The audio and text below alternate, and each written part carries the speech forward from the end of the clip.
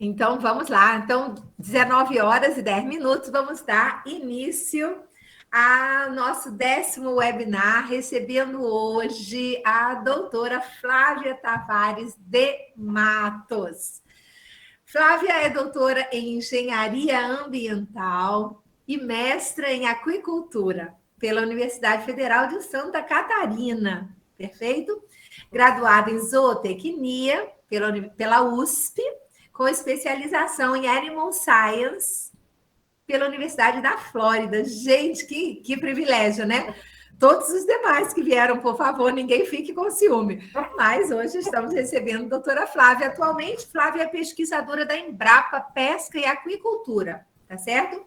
E lá ela trabalha na área de sistemas de produção, com ênfase na produção de peixes em tanques-rede, capacidade de suporte e monitoramento ambiental de reservatórios, com foco na aquicultura.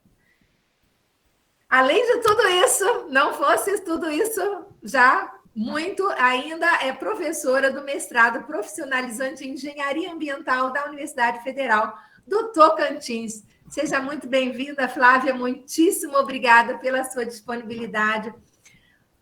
O palco é seu, amiga. Meninas, quem tiver dúvida, pode colocar as dúvidas no chat. A gente depois, né, põe as dúvidas. Flávia vai colaborar, Jéssica, Rui, Gustavo. O que não faltam aqui são especialistas e que podem nos ajudar. Obrigada, Flávia.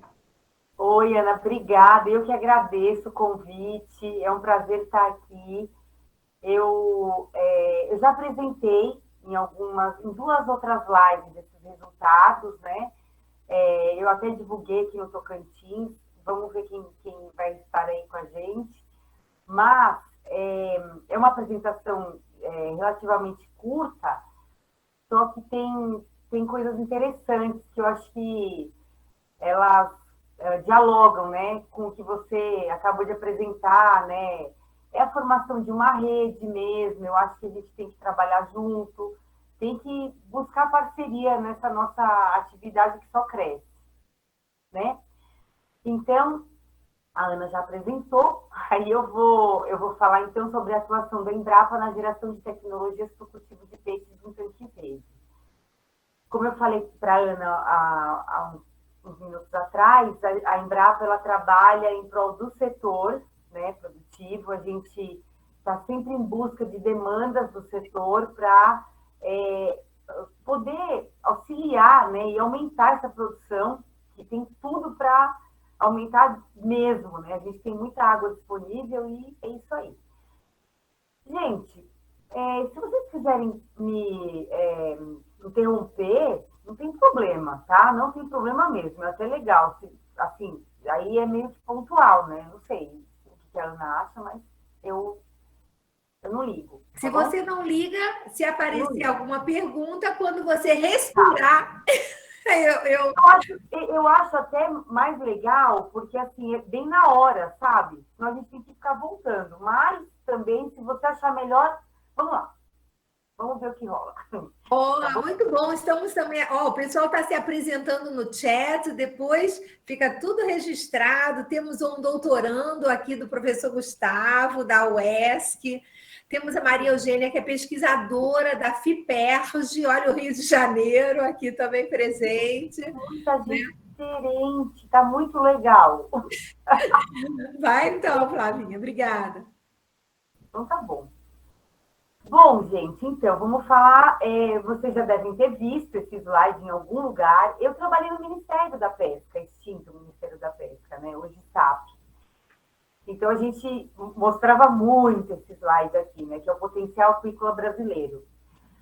A gente tem 219 reservatórios federais, a gente tem os reservatórios estaduais e tem as PCHs também, né? Que são as pequenas centrais hidrelétricas, onde é passível de se produzir peixe. É muita água mesmo.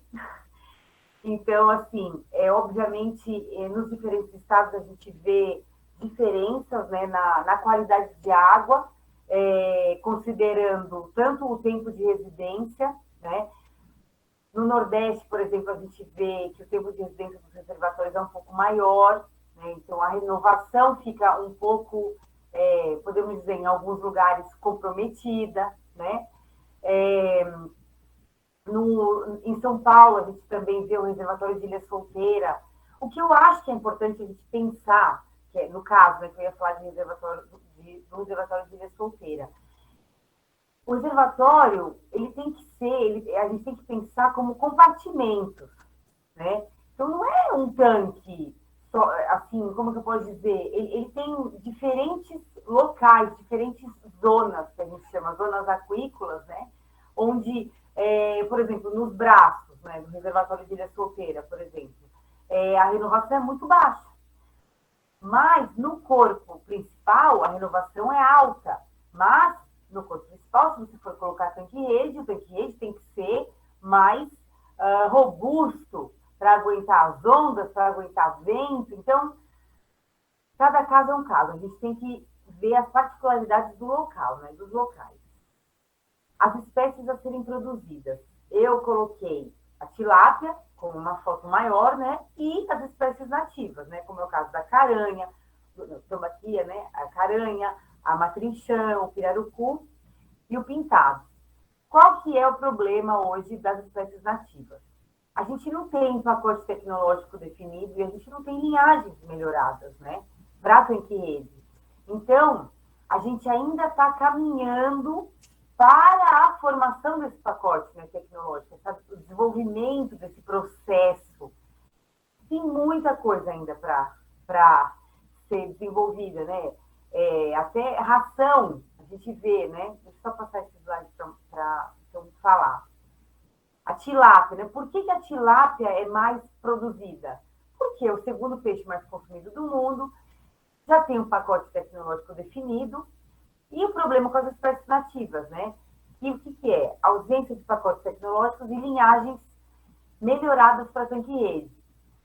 Vocês já devem ter ouvido assim, aqui, ainda, quando a tilápia ainda não era regularizada, né? A gente ouvia falar assim, nossa, mas que ração que eu dou para o tambaqui?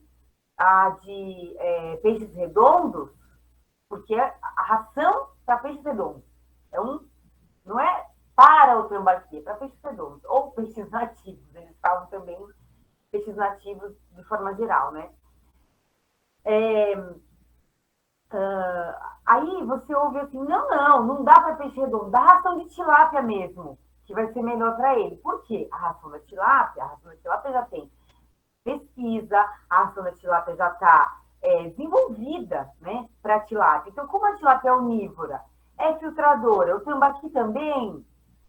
Então, eu acho que assim, seria mais seguro você dar ração de tilápia para o tambaqui.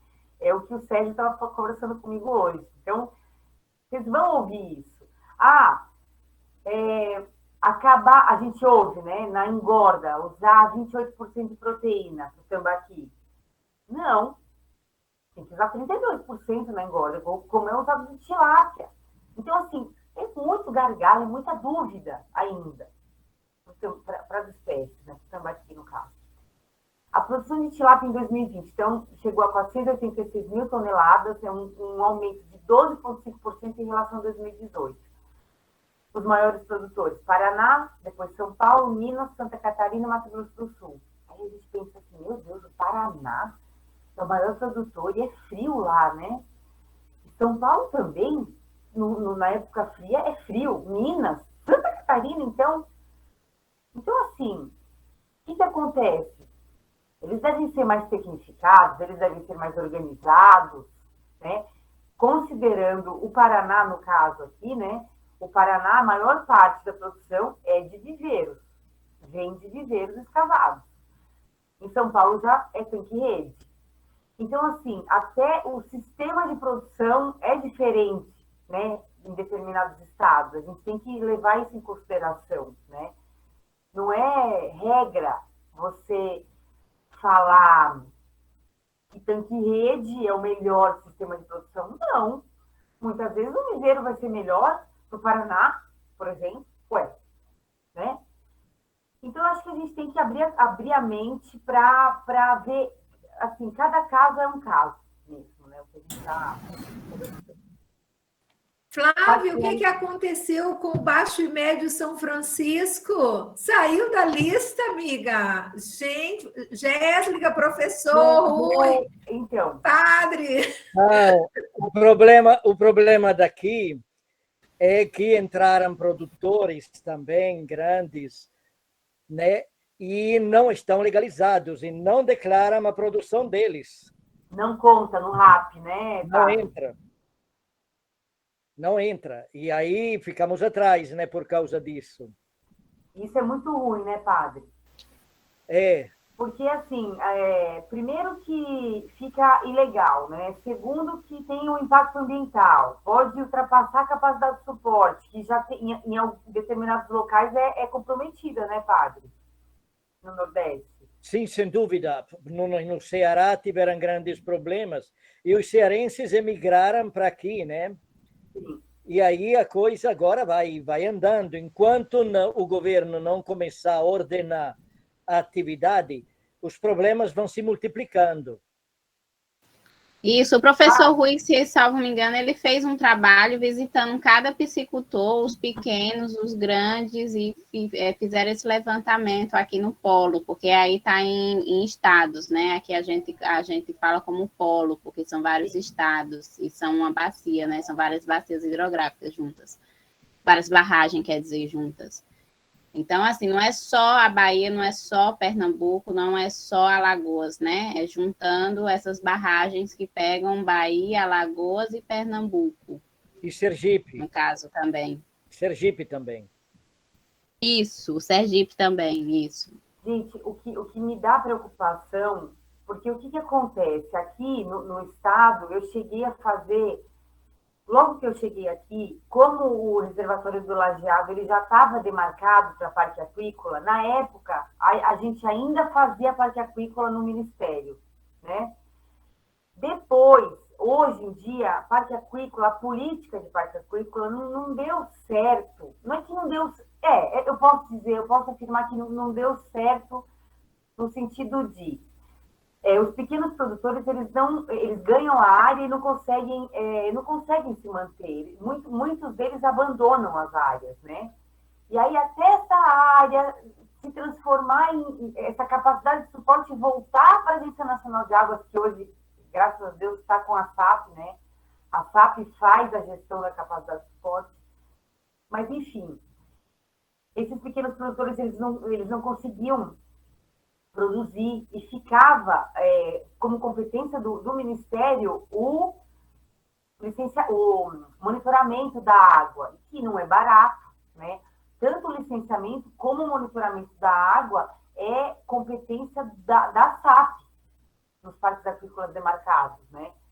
Então, e outra, né? Essa capacidade de suporte, ela foi para pequeno produtor que não produziu, impedindo que outros regassem. Então, é muito complicado. Mas, enfim, daí, só para não perder o fio da meada, porque eu falo, viu, gente? Eu tenho que controlar. Aí eu fui fazer o estudo de peixe angical, que é um reservatório que é virgem. Era virgem, né, até então. Aí eu fiz o zoneamento, a gente fez toda a parte. Que pena que eu não trouxe slide, se fosse para falar de zoneamento. Eu fiz, então, o que a gente determinou? As áreas...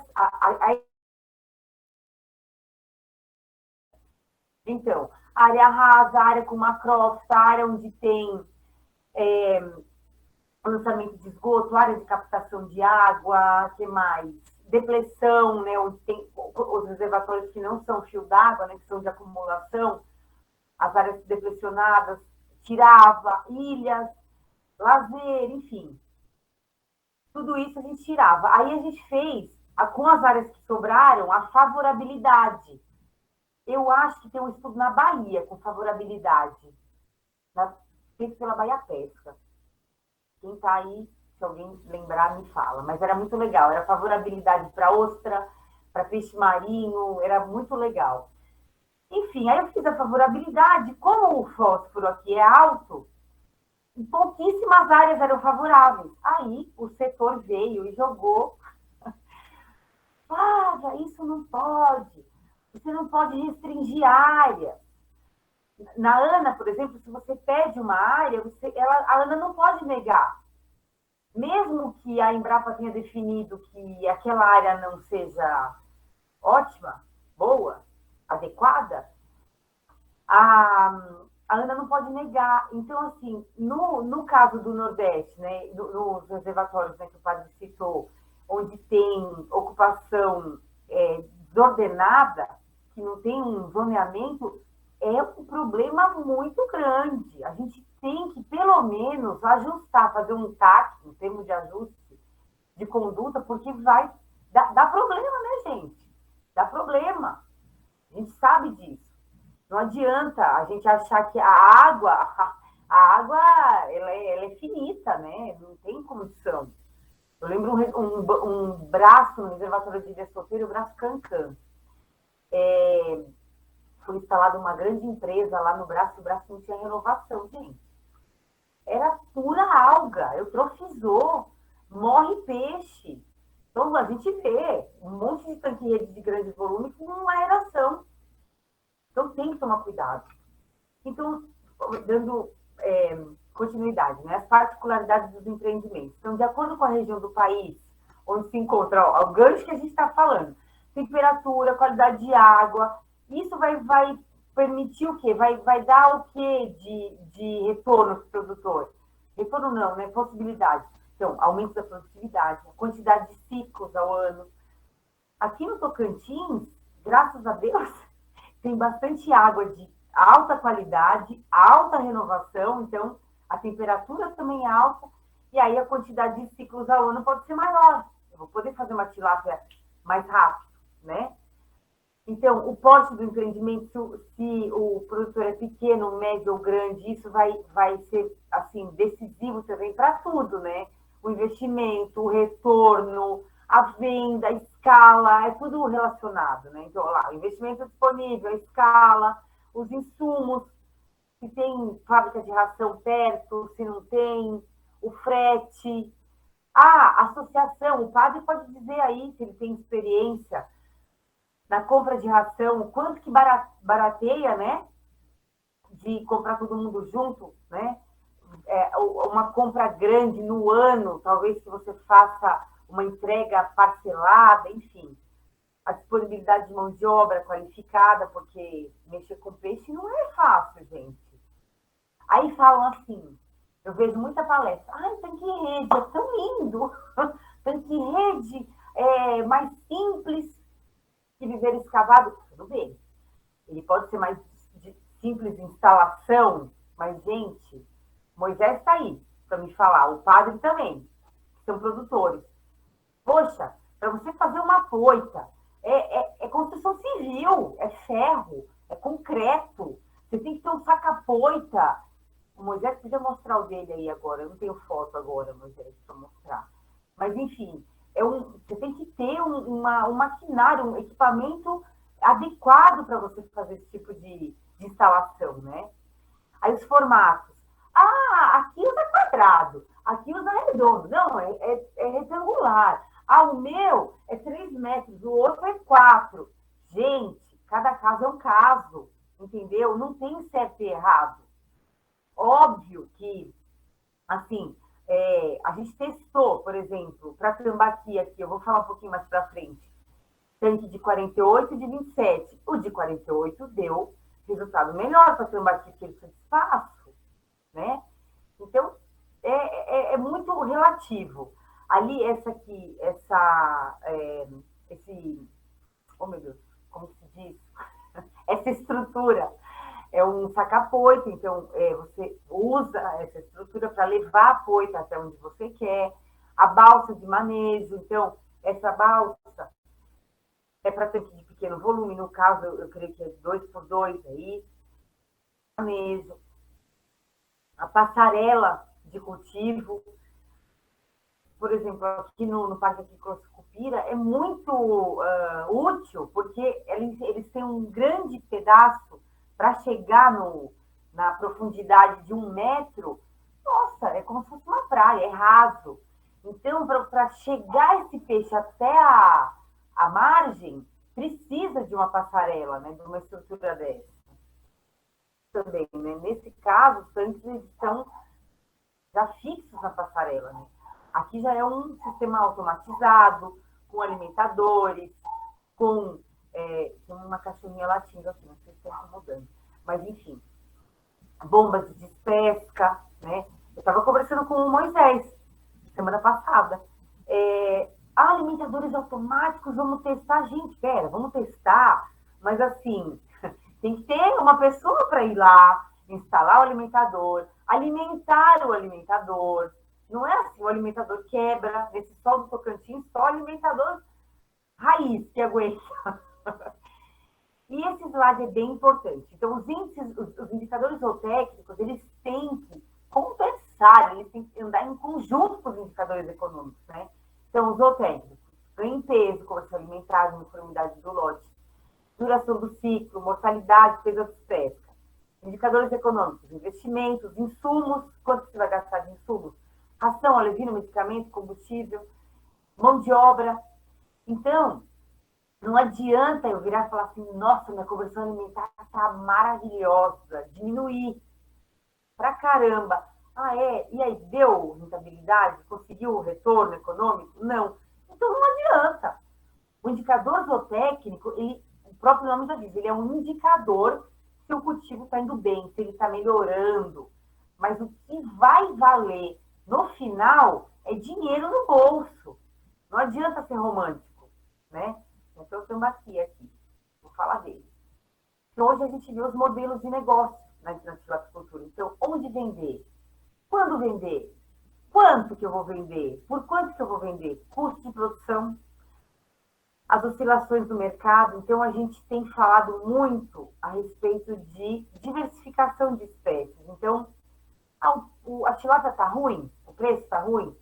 Eu vou ter, sei lá, um outro nicho ali no meu cultivo. Vou ter um tambaqui também. O tambaqui grande, por exemplo, aqui no Tocantins, o peso médio de consumo é 1,5 kg a 2 kg. Se eu estiver falando besteira, você me corrija. Vocês, o Sérgio, o Moisés, vocês têm mais do Tocantins. Mas qual que é o problema do viveiro? Aí eu vou definir o tanqueês, aí eu vou mesmo, gente. Por quê? No viveiro, a gente tem problema com gosto de barro, com off-flavor, né? Então, se tem essa alga, né, que tem a geosmina na sua composição, que transmite esse gosto de barro para o peixe, né? A geosmina ela fica na gordura, né? No tecido adiposo do peixe, e aí dá esse gosto de barro. No tanque-rede, qual que é a desvantagem do tanque-rede em relação ao viveiro? Para peixe filtrador, ele não vai ter acesso ao alimento natural, né? Vai ter, não é que não tenha alimento natural. Tem produtividade primária no reservatório? Tem. Só que como a renovação é grande, eu estou puxando a sardinha aqui para o Tocantins, que a renovação é grande. Aí o peixe não vai poder filtrar e não vai poder se beneficiar desse alimento natural como um peixe de viveiro. Então, a conversão alimentar vai ser maior no tanque com relação ao viveiro escavado para tambaqui, por exemplo, né? Até para tilápia. Tanto que a gente está no impasse aí, a gente em breve, se Deus quiser, a gente vai ter resposta, mas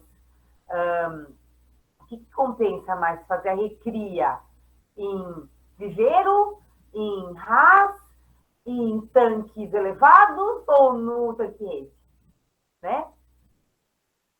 Depois eu quero saber da experiência do padre em relação a juvenil.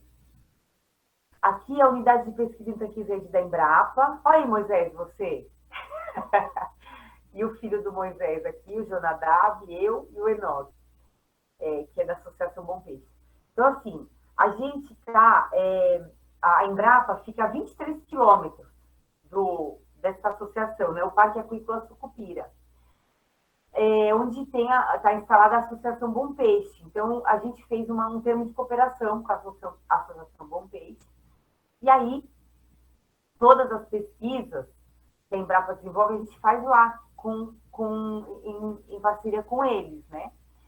E ali, ó, CNPAS, o Centro Nacional de Pesquisa em aquicultura, pesca e sistemas agrícolas. A gente tem sistemas agrícolas também no nosso centro, é um centro híbrido.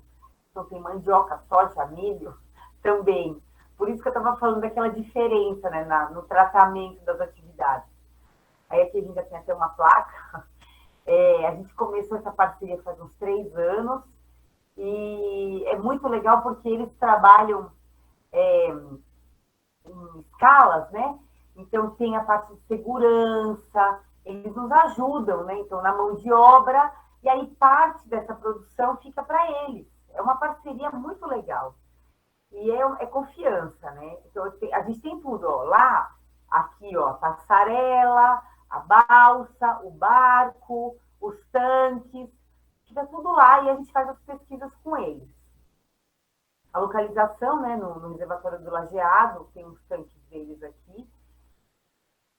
E aí a gente também tem, viu, Ana?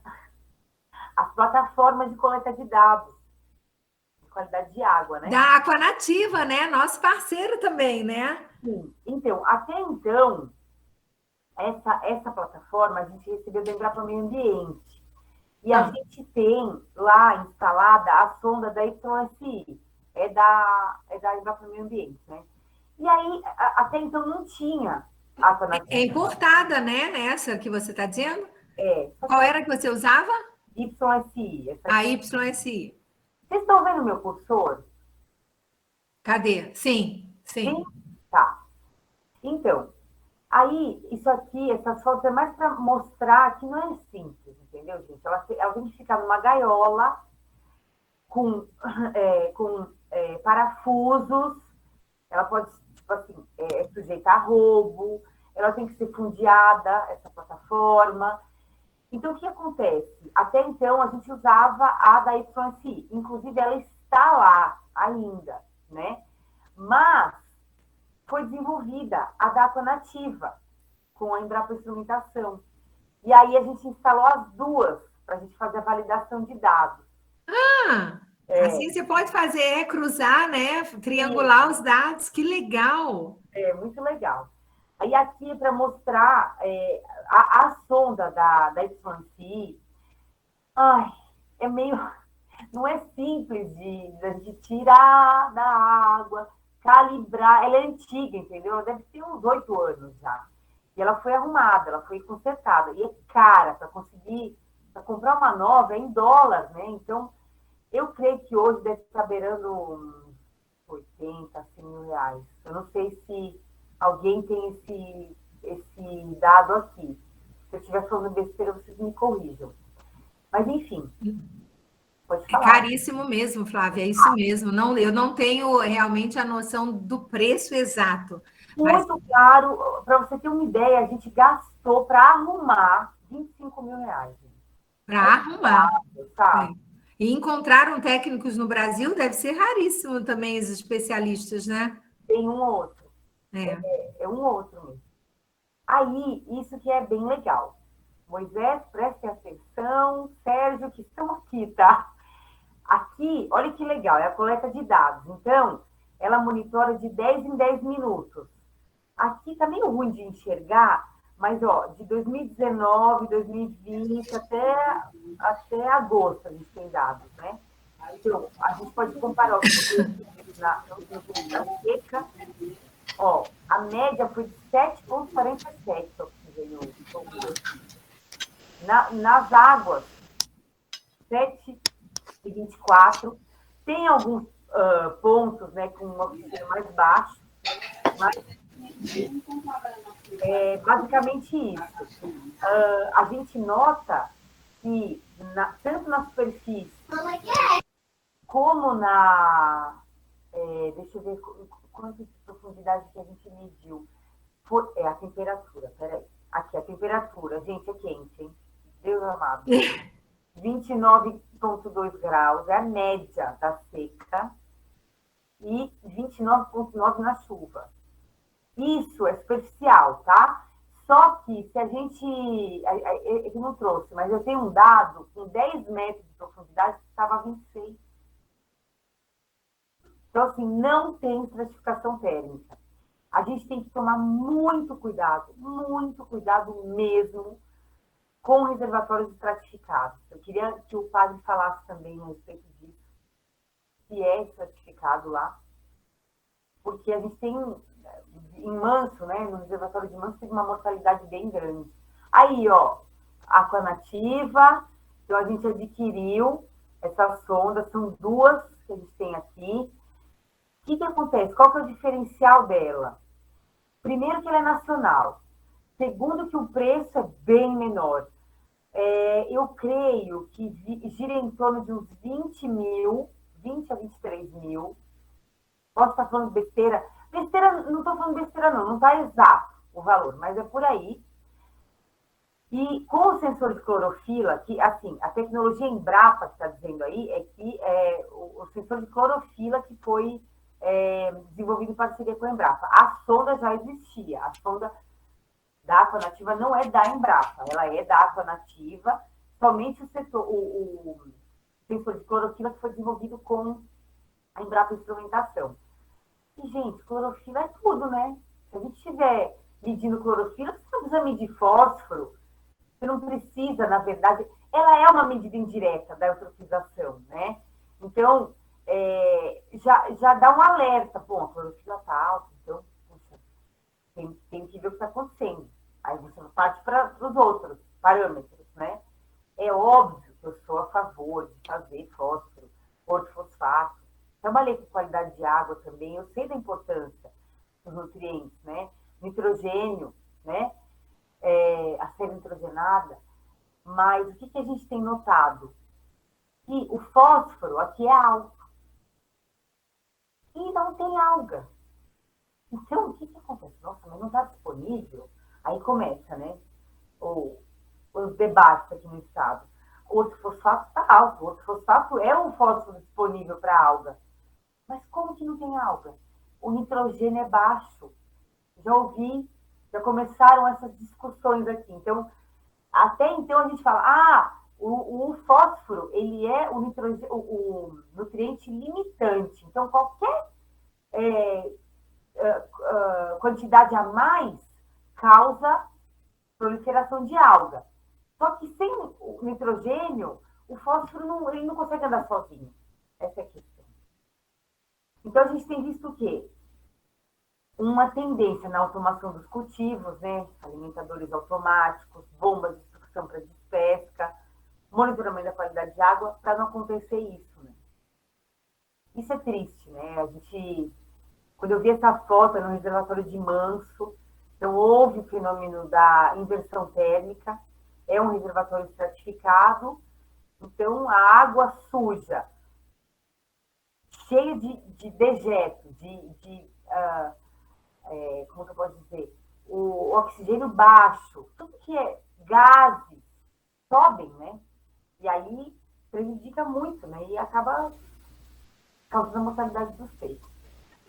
Alta densidade aí nesse viveiro, né? Com baixo oxigênio, aí causou essa mortalidade. Com certeza. Mas aí foi por causa da estratificação, não foi, não? Nesse caso. Eu creio que foi. Alguém tem informação? Flávio, eu tenho uma curiosidade. Gente, vocês podem falar, padre, todo mundo, Rui, Gustavo, todo mundo, viu? É que é muita gente, à vontade. Ô, Flávio, eu tenho uma curiosidade. Você disse que o sensor de clorofila foi desenvolvido em parceria com a Embrapa. Mas quem comercializa é a Aquanativa. Sim. E aí a Embrapa recebe royalties pela maravilhoso. Exatamente. Depois eu vou te explicar como é a nossa parceria, nossa versão que a gente chama de MVP, Produto Mínimo Viável. Quando eu for apresentar o Teletanque, aí você vai fazer seus comentários também. Ai, que legal. Porque isso é importante para a gente que está na Embrapa. Assim, essa linguagem de inovação, ela é relativamente nova. Não é nova, né? Mas a gente está usando muito mais hoje em dia, né? A inovação. Eu não posso trabalhar com coisas que não tem inovação. Sim. É a essência, né? É a essência. É a partir disso que a gente vai desenvolver a atividade. Flávia, não sei se você está vendo aí o chat, o Ivo disse assim: quanto à estratificação no reservatório Moxotó, Pernambuco, Bahia, né? Não há diferenças significativas entre a superfície e o fundo. O fundo está de 10 a 20 metros. Uhum. Nem graus Celsius, nem oxigênio dissolvido em períodos quentes. Maravilha! E no período chuvoso ele disse que não tem dados. Ele é relativamente raso. É isso que é bom. Aqui a média, a profundidade média aqui é 10 metros, 10, 13. Agora tem reservatórios, por exemplo, no Paraná, de 40. Oi, até mexi no óculos. 40 metros de profundidade. Então, vocês imaginam? É muito particular, né? Cada corpo hídrico. Bom. Flávio, posso fazer uma pergunta só para não deixar? O Davi está perguntando se todas as algas são nocivas, se não há nenhuma que seja benéfica. Não, com certeza tem benéfica, tanto que eles filtram. Sim, as algas azuis, né? Elas causam toxicidade, né? Elas podem ser tóxicas para a gente, né? Mas com certeza a produtividade primária, tanto que em viveiro a gente aduba viveiro para ter alga, para o peixe filtrar, né? Então não são todas nocivas de maneira alguma, Mas é o que eu falo, tem algumas que são indesejáveis, né? Como essa, por exemplo, que aparece nos viveiros, e tem a geosmina na composição, causa o voo de barro. Gente, vocês já devem ter sentido isso na pele. O peixe, hoje, ele não é barato, né? Então, teve um evento aqui em casa, eu chamei a família, comprei tilápia, dei a garfada, falei, nossa senhora, um gol de barro, né? Então, é ruim para a atividade. E isso até causou, né, uma certa reputação, maculou a reputação da tilápia. Isso. O problema é o desequilíbrio, porque aí eutrofiza. Aqui tem muita macrófita, muito macroalga, que eu creio que também seja muito fósforo que tem nas barragens. Então, assim, uma ou outra não faz mal, ela tira até metais pesados da água, salvo me engano. Isso, a baronesa.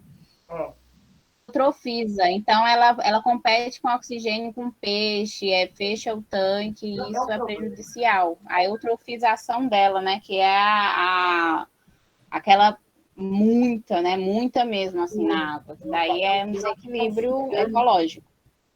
Ela fica gigante, né? É uma faca de dois gumes. Ela tá lá para tirar os nutrientes, para limpar a água, realmente limpa. Ela é rústica, a raiz é gigante. Só que, assim, é uma biomassa que nem gado come. Eu já vi, eu já tentei. Eu trabalho com macrófita também, né? Eu trabalho com a lêmina, com a marrequinha. Mas aí a lêmina, no caso, a biomassa da lêmina, ela tem 40% de proteína. Ela tem baixa fibra, ela tem bom balanço de aminoácidos. Então, assim, ela é legal para você produzir. Por exemplo, você coloca numa lagoa, né, de tratamento de efluente de viveiro escavado, produz, seca e dá para o peixe comer. Eu tenho resultados na dissertação e na tese a respeito disso. Se vocês quiserem olhar, é só jogar. Flávia Tavares Lêmina vai vir. É legal, Ana, é sério. Procurem, viu, meninos? Olha a dica. É legal. Então, gente, aqui é muito importante. Esse slide é bem legal. Esse projeto foi o projeto BRS Aqua, que a gente desenvolveu aqui, é financiado pelo BNDES, né? Pela Embrapa e pelo MAPA. Então, é o protocolo para a produção de tambaqui do tanque verde. Então, a gente fez 3 fases. Sérgio, presta atenção. 50 a 200 gramas. Nossa, telefone agora não dá, né? 200 a 500 gramas e 500 a 1 quilo. Então, a gente classificou, né? Teve 2 classificações E peraí, a gente classificou em pequeno, médio e grande. Então, o que acontece? Para a gente conseguir chegar nesse manejo, a gente fazer esse manejo, o produtor tem que ter tanque disponível. E aí, o que a gente fez? A gente ficava... Gente, eu tenho que... Ana, não, tá bom, tranquilo. Gente, vai lá, tranquilo, no stress. E aí, pessoal, temos experiências a compartilhar, problemas com a estratificação. Você, padre, alguma coisa a comentar? Como é aí a profundidade no reservatório aí de... Ah, já, pronto, já voltou. Não deu tempo nem de fazer a pergunta para o padre. Deixa eu falar, depois a gente conversa. Mas, enfim, aí a gente dividiu pequeno, médio e grande. Então, e aí a gente ficava, como era um experimento, a gente ficava com o meio, os peixes com peso médio, para continuar para a segunda fase. Era um experimento, então eu tinha que usar o meio. Geralmente, o meio é 60%, é 20% de fundo e 20% de cabeceira. Então, eu seguia no meio. Resultados, diminuição da conversão alimentar. Então, assim, a gente tinha uma média de 2,2 no setor, tá? Que eu fui atrás de informação, para 1,74. Então, teve uma melhoria de 21%. Só de haver essa classificação. Diminuição do ciclo de produção, que passou de 12 para 9 meses. Porém, ainda não há viabilidade econômica para se produzir em escala. Atenderia apenas a determinados nichos de mercado. Então, o que acontece? Ele é mais caro. O custo de produção dele é maior. Então, ele tem que ser mais bem pago. Ele tem que ter um preço maior, né? Aí, vamos questionar. Nossa, mas se foi até 1 quilo, se o mercado consumidor aqui é 1,5 kg a 2, né?